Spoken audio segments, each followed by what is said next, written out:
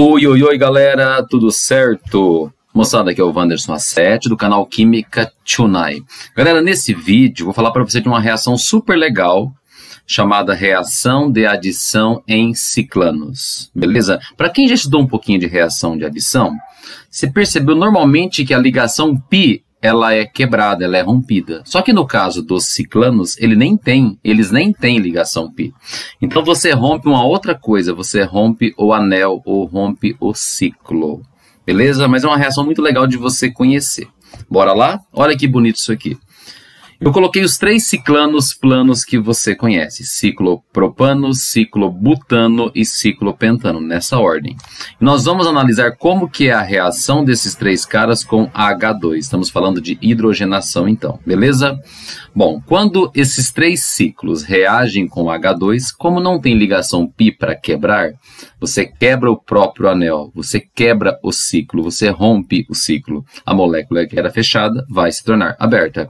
Perceba que no primeiro caso, o ciclopropano virou propano. No segundo caso, o ciclobutano virou butano. E finalizando, o ciclopentano virou pentano aberto. Beleza. Você percebeu que as condições da reação, ou das 3 reações, são bem diferentes? A primeira, para acontecer, 120 graus é suficiente. 200 graus já é uma temperatura suficiente. Aqui você precisa de 300 graus Celsius. Mas por quê? Porque o terceiro processo é mais difícil que o segundo, que é mais difícil que o primeiro. Tá, mas por que é mais difícil?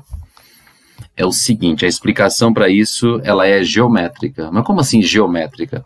Você concorda que carbonos que não fazem ligações duplas, como o do ciclopropano, ciclobutano e ciclopentano, esses carbonos que não fazem dupla e não fazem tripla, a gente chama de carbono sp3. E o que tem de importante num carbono do tipo sp3? Galera, os ângulos entre as suas ligações normalmente são de 109 graus e 28 minutos. Aproximadamente 109 graus. Esse é o ângulo confortável para um carbono sp3. Só que tem um problema, esse ângulo aqui não é de 109, óbvio que ele é de 60. Na figura de baixo, esse ângulo é de 90. Está um pouco longe de 109. Na terceira figura, esse ângulo é de 108 graus, pois trata-se de um pentágono regular.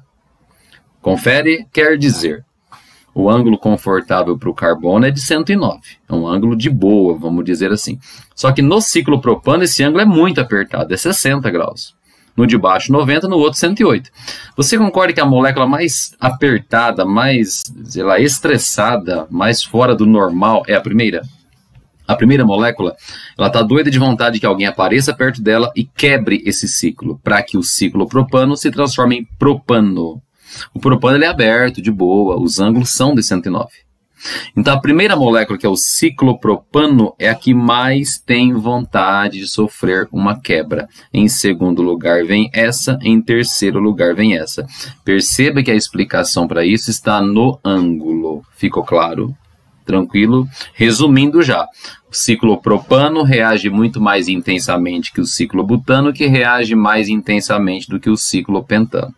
Mas vamos pensar numa outra reação agora com Br2, com bromo, com halogênios.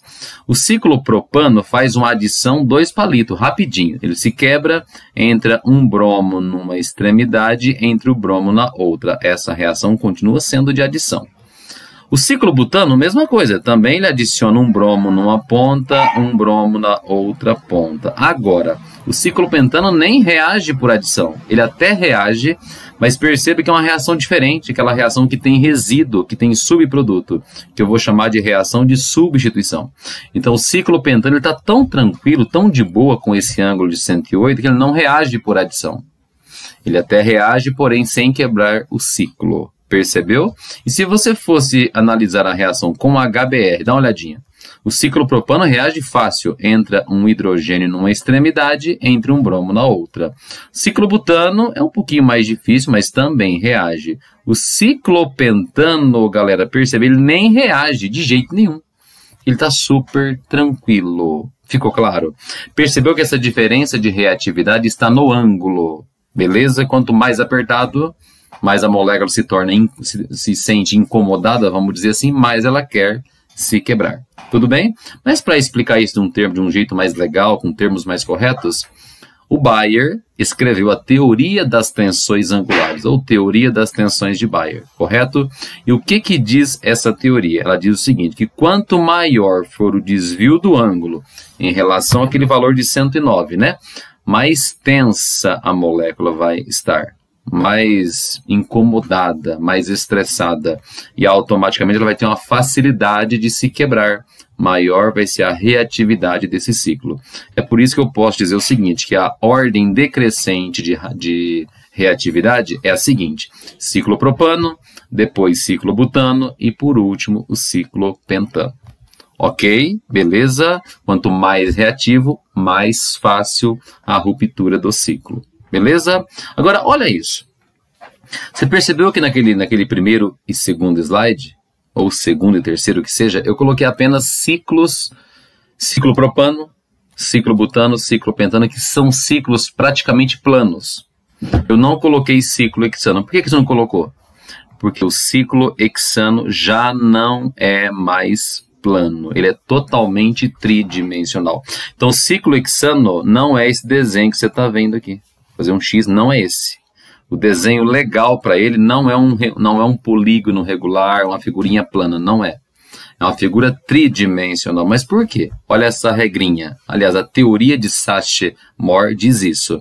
Anéis com 6 ou mais átomos de carbono não são mais planos. Bom, quem não é plano é o quê?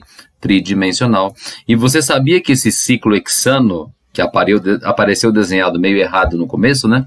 Que eu fiz um X, inclusive. O ciclohexano é uma molécula que tem uma tensão angular praticamente zero. Ou seja, não tem aquele defeito, aquela tensão causada pelo ângulo. Por que não tem?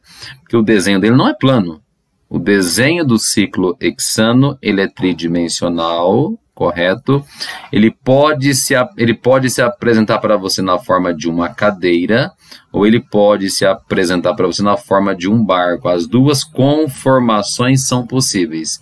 E só lembrando que a forma de cadeira ela é mais estável do que a forma de barco. Mas essas duas formas se interconvertem, percebeu? Por que não apareceu o ciclohexano naquela tabelinha do começo desse vídeo? Porque o ciclohexano não é plano, ele não é um polígono plano bonitinho. Ficou claro? Ele é uma figura tridimensional. Tranquilo?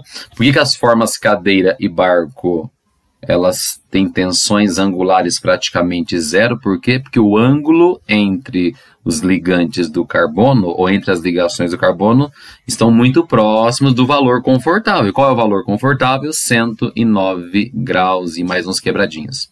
Tranquilo? Beleza? Então, recapitulando. Ciclopropano tem uma tensão muito grande porque o ângulo é de 60. Ciclobutano, um pouco menor porque o ângulo é de 90. Ciclopentano, tensão muito pequena porque o ângulo é próximo demais de 109. E nessa molécula agora, desse slide, dá uma impressão de que o ângulo de dentro do hexágono fosse de 120 e os outros ângulos de fora seriam mais apertados, mas o desenho não é esse que eu fiz o X. O desenho não é plano, a fórmula já é totalmente tridimensional.